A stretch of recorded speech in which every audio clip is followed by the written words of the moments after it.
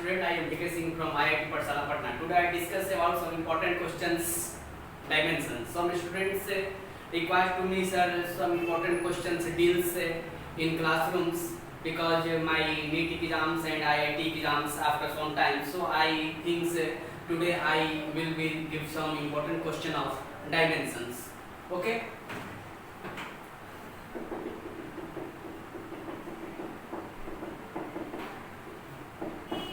देखेंगे आप लोग ऐसे डायमेंशन कुछ पढ़े होंगे। डायमेंशन जो होता है मास लेंथ और टाइम का रिलेशन होता है, ठीक है ना। आप लोग के मांग पे हम जा रहे हैं कुछ इंपॉर्टेंट डायमेंशन का क्वेश्चन बता देने। आप देखेंगे वैसे तो आप लोग पढ़े ही होंगे और एक मंथ के बाद एग्जाम है, तो आज मैं तो पूरा डायमेंशन डिस्कस नहीं कर सकता हूँ, लेकिन कुछ इंपॉर्टेंट क्वेश्चन जहाँ से आपको हो सकता है कुछ क्वेश्चन आ सकते हैं वो आज हमको बताने जा रहे हैं।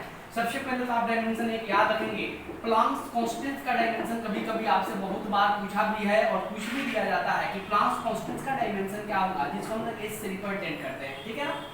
एक इक्वेशन होता है आप याद रखेंगे E = hc/λ। यहाँ h ही प्लांक्स कांस्टेंट को रिप्रेजेंट कर रहा है, आप जानेंगे यहाँ h प्लांक्स कांस्टेंट को रिप्रेजेंट कर रहा है, c जो है बाबू स्पीड ऑफ लाइट को रिप्रेजेंट कर रहा है और लैम्डा जो है वेवलेंथ को रिप्रेजेंट कर रहा है। इतना आपको मालूम होगा लेकिन हम लिख दे रहे हैं। h का वैल्यू यहाँ से निकालते हैं, क्रॉस मल्टीप्लिकेशन करेंगे तो e * लैम्डा = hc होगा। यहाँ से h का वैल्यू जो होगा e λ/c होगा।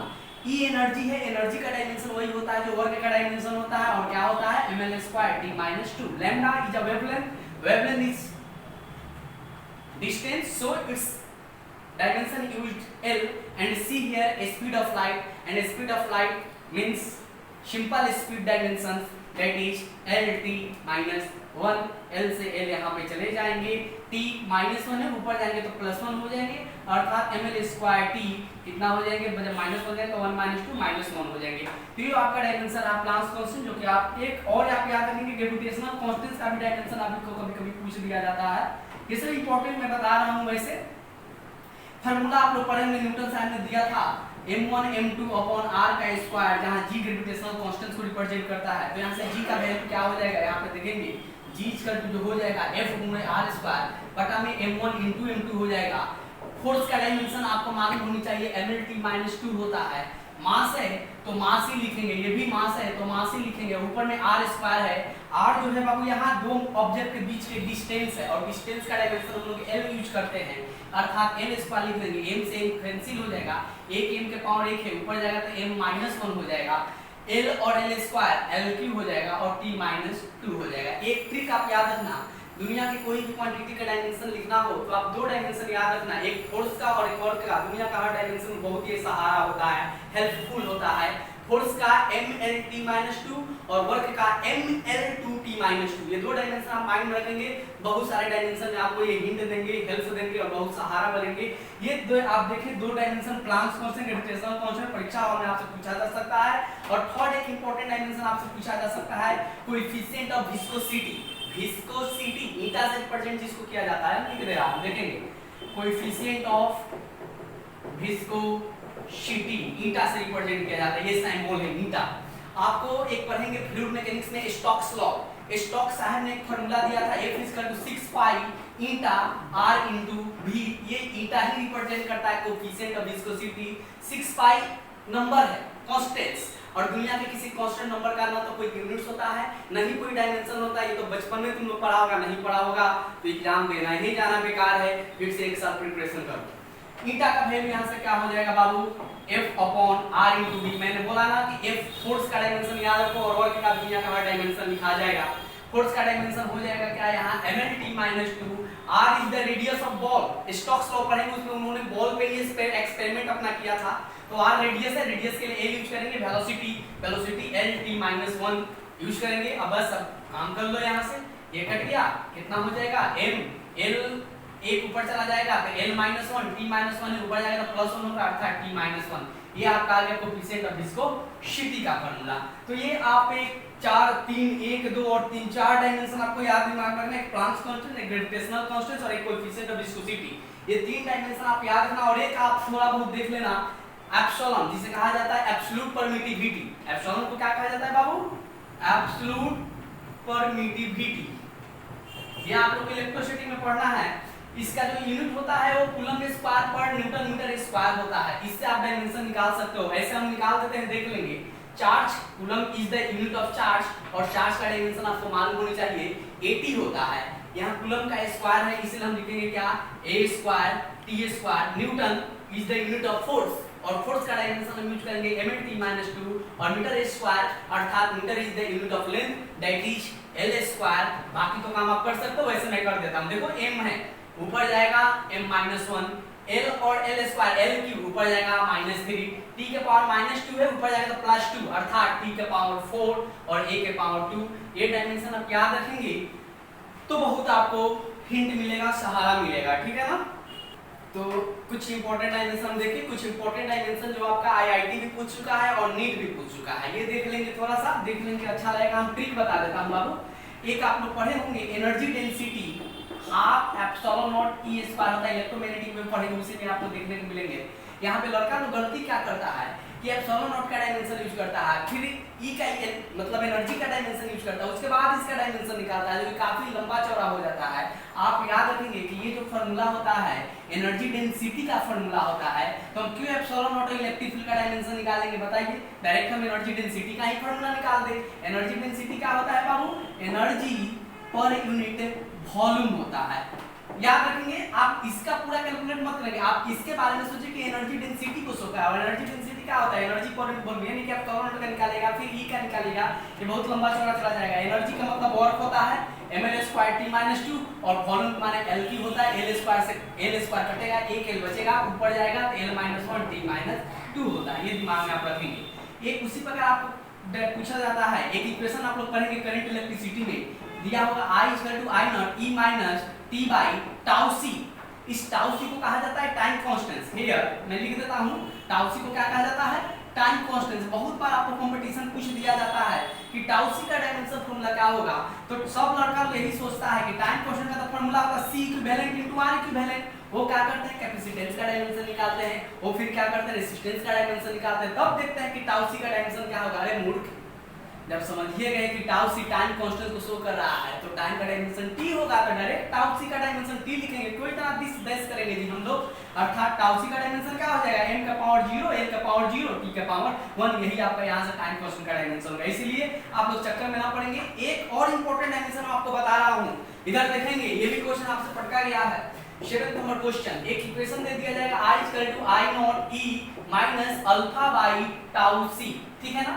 ऐसा इक्वेशन देके कभी-कभी आपसे पूछा जाता है कि अल्फा का डायमेंशन क्या होगा, तो आप फंस जाते हो यहाँ, ठीक है ना, कि अल्फा का डायमेंशन हम कैसे निकालें।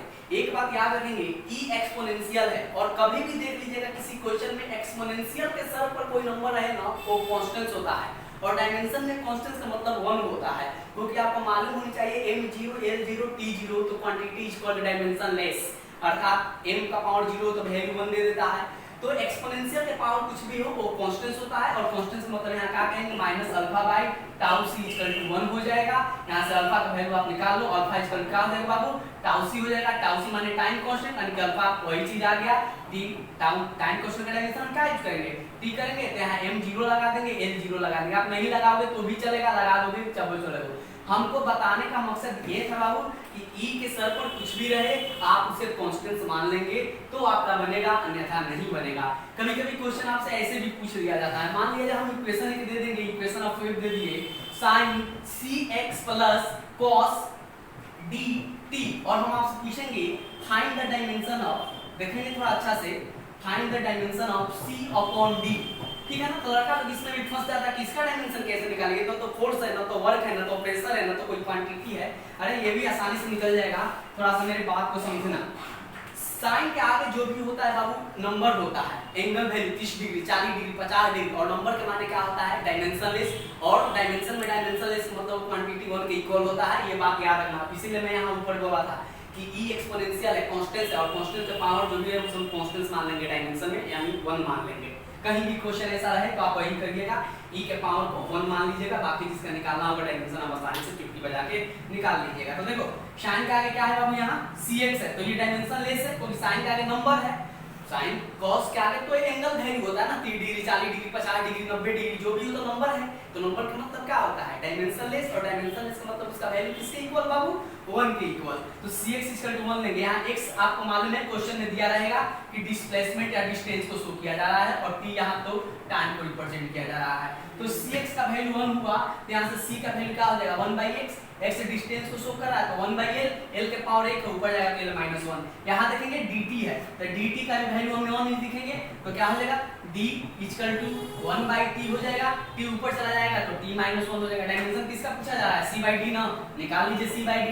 c कितना है l - 1, d कितना है d t - 1, t - 1 ऊपर जाएगा तो देखेंगे t - 1 है, ये नहीं दिख रहा है बराबर लिख देते हैं लोग l - 1 t - 1, t - 1 ऊपर जाएगा तो प्लस t हो जाएगा, m 0 हो गया, l - 1 हो गया, t हो गया। ये डायमेंशन आ गया किसका आपका बाबू c/d का।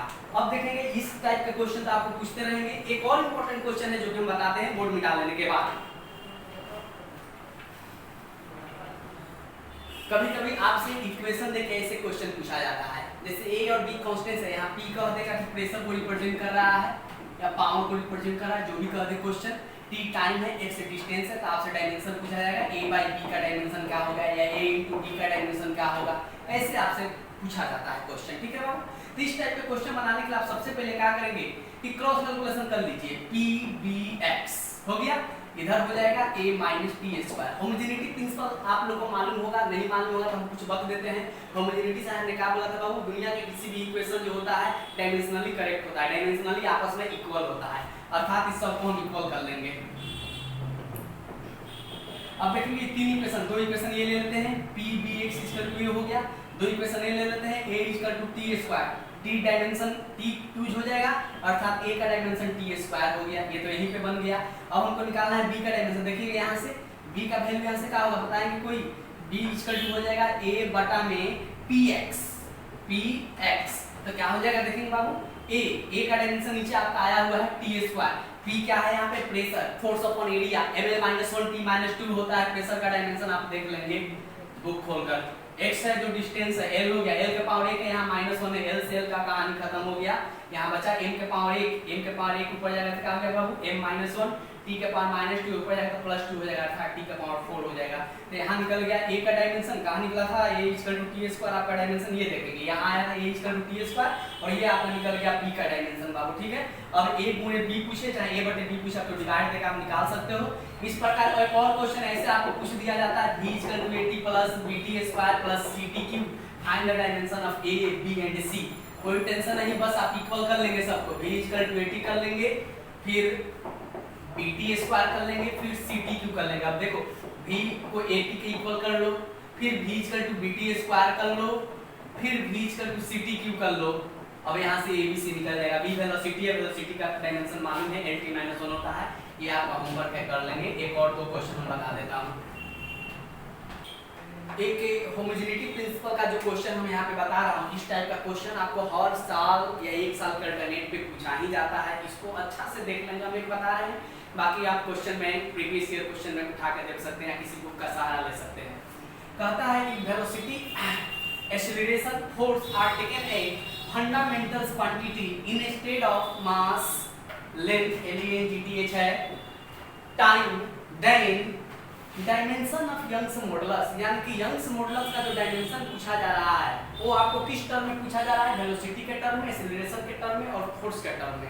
आप इस टाइप के क्वेश्चन बनाने के लिए कुछ नहीं करिएगा, जिस चीज का पूछा जा रहा है उधर लेफ्ट साइड लिखिएगा, किसके अबाउट किसके रिलेशन में पूछा जा रहा है बच्चा, वेलोसिटी, इसके पावर आप a रख देंगे, सेकंड एक्सेलरेशन, इसके पावर आप b रख देंगे, और फोर्स है इसके पावर आप c रख देंगे। अब दोनों तरफ डायमेंशन लिख दीजिए। यंग्स मॉडुलस का डायमेंशन आपको मालूम होने चाहिए, ml - 1 t - 2 होता है, फोर्स अपॉन एरिया होता है यंग्स मॉडुलस, आप देख लेंगे निकाल कर। वेलोसिटी का तो मालूम है l t - 1 के पावर a एक्सेलरेशन है, वेक्टर क्वांटिटी है, डाल दिया मैं। एक्सेलरेशन का आपको मालूम होने चाहिए क्या होता है फॉर्मूला, l t - 2 होता है, और फोर्स का तो बच्चा जानता है ml t - 2 होता है, पावर c डाल दीजिए। यहाँ m के पावर कुछ नहीं तो 1 है। अब देखेंगे ये दोनों का पावर a है तो क्या लिखेंगे, यहाँ भी ये रखेंगे, यहाँ भी ये रखेंगे, तो l के पावर a, यहाँ -a, ये दोनों का पावर b है तो l का पावर b और t का पावर माइनस जो b हो जाएगा। ये तीनों का पावर c है तो रख दीजिए, m का पावर c हो गया, l का पावर c हो गया, t के पावर माइनस 2c हो गया। कोई प्रॉब्लम नहीं होनी चाहिए। अब आप लोग एक चीज पढ़े होंगे बचपन में, जब दो नंबर सेम हो और प्रोडक्ट में हो तो एक नंबर लिख के पावर जोड़ दिया जाता। नहीं पढ़ा है सर? पढ़ा होगा, ठीक है। तो देखेंगे यहाँ m एक यहाँ है तो सिर्फ एक ही m है, m का पावर c लिख दो, कोई प्रॉब्लम नहीं। l यहाँ है, एक l यहाँ है, एक l यहाँ है, लिख देते हैं। l के पावर a है, जोड़ देंगे, l के पावर यहाँ b है, जोड़ देंगे, l के पावर c है, यहाँ जोड़ देंगे। t अब देख लेते हैं, t एक यहाँ है तो t का पावर कितना दिया है यहाँ पे -2b लिख दिए। एक t यहाँ है, यहाँ क्या लिख देंगे -2c। कोई प्रॉब्लम हुआ क्या? नहीं ना। और लेफ्ट साइड में क्या है, m का पावर l, l का -1, t का पावर -2। होमोजेनिटी साहब ने क्या बोला था बाबू? Left hand side right hand side के इक्वल होता है, अर्थात जो पावर m का यहाँ है वही m का पावर यहाँ है। तो देखो तो m का पावर 1 है, यहाँ m का पावर c है तो c का वैल्यू क्या आ गया? 1 आ गया। l का पावर कितना है यहाँ पे देखेंगे, l का पावर आपको -1 है और यहाँ l का पावर कितना है? a + b + c है, कोई दिक्कत नहीं होनी चाहिए। यहाँ t का पावर -2 है तो t का पावर -2 है ना, तो आप क्या कर लो -2 लिख दो। और यहाँ t का पावर कितना है? -2b -2c, -2b और -2c। ये सॉल्व कर लेंगे आप। c का वैल्यू जब यहाँ पुट करिएगा ना 1 तो यहाँ से b का वैल्यू निकल जाएगा और बाकी आप a और c का b और c का वैल्यू रखेंगे तो a का वैल्यू निकल जाएगा। a b c का जो वैल्यू आएगा आप यहाँ और यहाँ पे पुट कर दीजिएगा, जो आएगा वही आपका आंसर हो जाएगा। तो इस टाइप के क्वेश्चन में कोई दिक्कत मत लेना, a b c निकाल लेना है और ला के यहाँ पे रख देना है, जो आएगा वही मेरा आंसर हो जाएगा। आज के लिए इतना ही। क्वेश्चन को आप अच्छा से देखेंगे, अच्छा से समझेंगे, और कुछ दिक्कत होगा तो कमेंट करेंगे, कुछ और क्वेश्चन का हम सोल्यूशन दे देंगे। लेकिन यदि वीडियो आपको अच्छा लगे तो देखिए और थोड़ा सा स्टूडेंट सबको भी शेयर कर दीजिए। सिर्फ सेल्फ मत सोचिए कि हम पढ़ लिए तो दूसरों को क्यों बनाए, कर भला तो हो भला। आज के लिए इतना ही। Thank you, good day.